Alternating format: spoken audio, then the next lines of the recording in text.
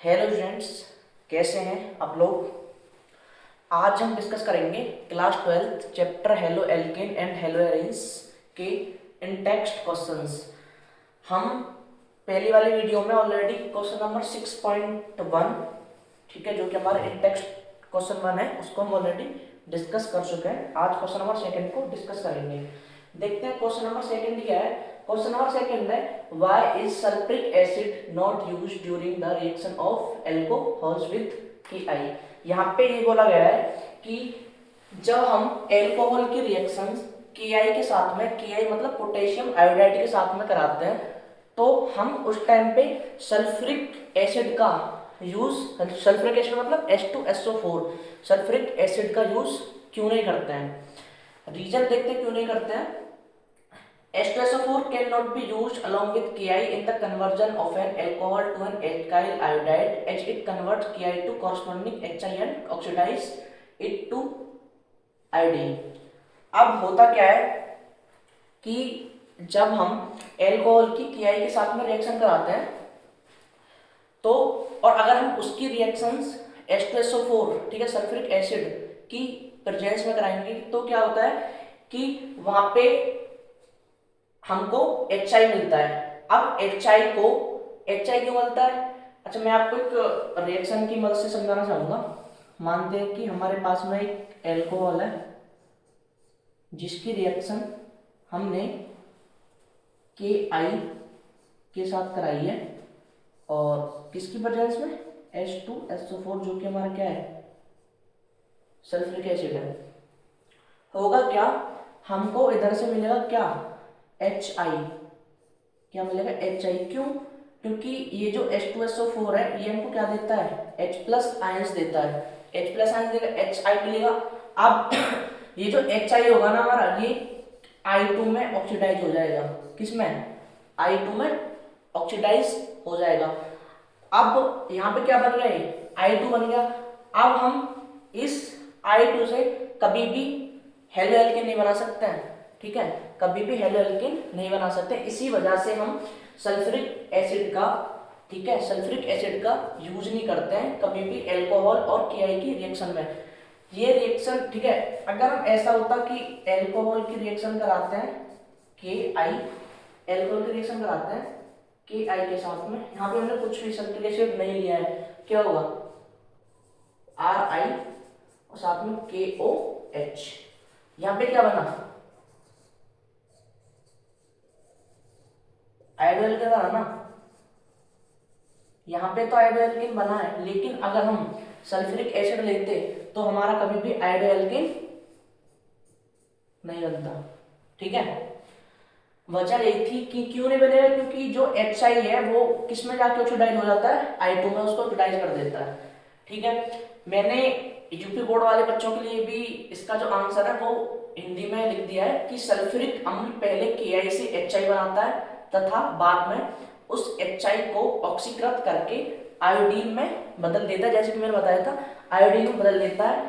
इस कारण आवश्यक HI, ठीक है, जो हमारा नेसेसरी HI था वो क्या हो जाता है, नष्ट हो जाता है। इसलिए इस अभिक्रिया में सल्फ्यूरिक अम्ल का प्रयोग नहीं किया जाता है, ठीक है। अब हम नेक्स्ट क्वेश्चन की तरफ मूव करते हैं, जो कि हमारा question number 6.3, write structures of different dihalogen derivatives of propane. और हिंदी में क्वेश्चन लिखा हुआ है कि प्रोपेन के विभिन्न डाइहेलोजन व्युत्पन्नों की संरचना लिखिए, ठीक है। यहाँ पे क्या करना है हमको कि प्रोपेन के हम मैक्सिमम ज्यादा से ज्यादा कितने डाइहेलोजन डेरिवेटिव बना सकते हैं, उसके कितने व्युत्पन्न बना सकते हैं, उनकी संरचना करनी है, उनका स्ट्रक्चर्स ड्रॉ करने हैं, बनाने हैं। अच्छा, अब डाइहेलोजन, डाई का मतलब क्या होता है, दो, और यहाँ पे क्या है, हेलोजन, ठीक है। और प्रोपेन से क्या समझ में आया, प्रोपेन से ये समझ में आया ना कि प्रोपेन मतलब 5 कार्बन्स, ठीक है, कितने, 5 कार्बन। ओके, सो इसका सॉल्यूशन देखते हैं। मान के चलो हमारे पास में कोई प्रोपेन है, CH3 CH2 CH 3। ओके, अब इसके कितने डाई हेलोजन डेरिवेटिव्स बन सकते हैं, ठीक है, कितने डाई हेलोजन व्युत्पन्न बन सकते हैं वो हम देखते हैं। पहला देखते हैं, पहले क्या करते हैं कि CH2, ये CH2 और ये भी CH2, एक क्लोरीन यहां लगाया, ठीक है, दूसरा क्लोरीन यहां लगाया। ओके, क्या हुआ, डाई हेलोजन हुआ ना, एक हेलोजन एक और हेलोजन, ठीक है। हमको पता है ऑलरेडी कि कार्बन की जो वैलेंसी होती है कितनी होती है, 4 होती है ना, कार्बन की वैलेंसी होती है 4, और हिंदी में बोलते हैं कार्बन की संयोजकता जो कितनी होती है 4, ठीक है। कार्बन के पास में 2 हाइड्रोजन ऑलरेडी हैं, एक बॉन्ड है 3 और एक बॉन्ड, और हमने क्या लगा दिया, क्लोरीन लगा दिया, तो उसकी वैलेंसी क्या होगी, पूरी हो चुकी है, ठीक है। सेकंड क्या बन सकता है, सेकंड बन सकता है CH2 स्पेस Cl लगा हुआ है, ठीक है, और काम करते हैं कि इधर CH, यहां पे Cl और इधर CH3, ये बन सकता है एक। ओके, नेक्स्ट क्या बन सकता है, नेक्स्ट बन सकता है CH, ओके, इसके ऊपर Cl, यहाँ पे Cl, यहाँ पे CH2, तो यहाँ पे CH3, क्या भी बन सकता है। फोर्थ देखते हैं, फोर्थ क्या बन सकता है,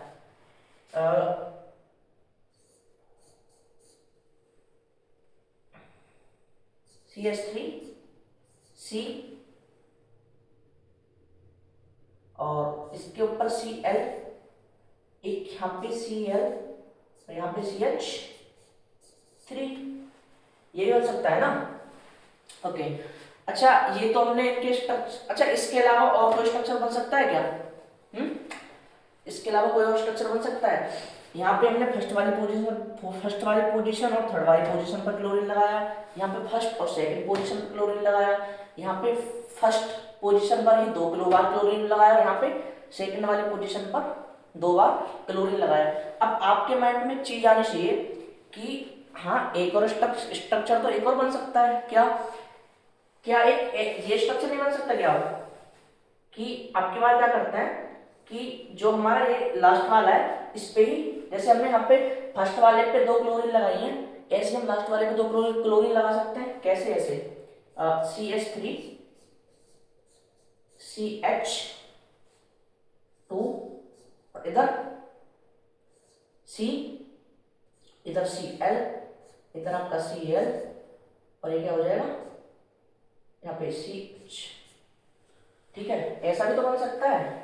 लेकिन हमने क्यों नहीं लिखा, वो इसलिए नहीं लिखा कि आप नोटिस करोगे कि इस वाले का और इस वाले का IUPAC नेम सेम होगा ना, सेम होगा। क्यों, हम इधर से नंबरिंग स्टार्ट करेंगे तो इसका नाम क्या होगा, 1 2 3, 3 कार्बन की चेन है तो क्या बनेगा, प्रोपेन। ओके, पहली वाली पोजीशन पर 2 बार क्लोरीन लगा हुआ है तो क्या बनेगा, 1,1 डाई क्लोरो प्रोपेन। अब इधर भी क्या बनेगा, 1, अब आपके बार इधर से नंबरिंग करेंगे ना, क्योंकि हमारा हेलोजन इधर साइड लगा हुआ है, सो 1 2 3, इसका क्या बनेगा, IUPAC नेम बनेगा इसका 1,1 डाई क्लोरो प्रोपेन।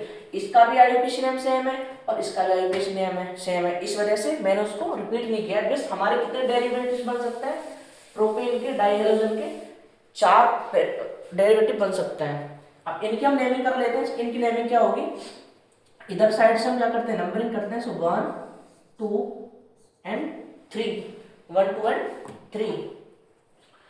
कितने कार्बन की चेन है, 3 कार्बन की चेन है ना, और 3 कार्बन चेन में क्या बनता है, प्रोपेन। ओके, सो पहली वाली पोजीशन पर क्या लगा हुआ है, पहली वाली पोजीशन पर लगा हुआ है ना क्या, क्लोरीन। ओके, 1, अगेन थर्ड वाली पोजीशन पर भी लगा हुआ है क्लोरीन, सो 1,3, कितनी क्लोरीन लगी हुई है हमारी चेन में? दो। दो क्लोरीन, तो दो क्लोरीन के लिए क्या लगाओगे? Die chloro. दो के लिए क्या लगाते हैं? डाई। तीन के लिए क्या लगाते हैं? ट्राई। ओके, सो 1,3 डाई क्लोरो। ठीक है, कितने कार्बन की चेन है? 3 carbon, die chloro propane. Okay, ठीक है। सेकंड वाले की नेमिंग करते हैं। सेकंड वाले की नेमिंग क्या होगी? सेम, सारे प्रोपेन ही है ना, 3 कार्बन सबके अंदर। अब की बात, पहली पोजीशन, सेकंड और थर्ड, कौन कौन सी पोजीशन पर क्लोरीन लगा हुआ है? पहली पोजीशन पर, कॉमा दूसरी पोजीशन पर 1,2 die chloro propane. Okay, third वाले को मूव करते हैं। थर्ड वाला क्या है? अब की बार कहां पे लगा हुआ है? पहली वाली पोजीशन पर ही। ठीक है, आप देख पा रहे होंगे पहली वाली पोजीशन पर ही 2 बार क्लोरीन लगा हुआ है। सब क्या लिखेंगे? 1,1 die chloro, 1,1 die chloro propane, 1,1 die chloro propane. ठीक है, ऐसे ही फोर्थ वाले का जो नेम होगा, ठीक है, फोर्थ वाले का नेम और थर्ड वाले का नेम मैंने ऑलरेडी लिखवा दिया है। और फोर्थ वाले का जो आईयूपीएसी नेम होगा, थर्ड वाले का आप किस में डालोगे? कमेंट बॉक्स में मेरे को बताओगे कि क्या होगा इसका नेम। आज के लिए इतना ही, थैंक यू।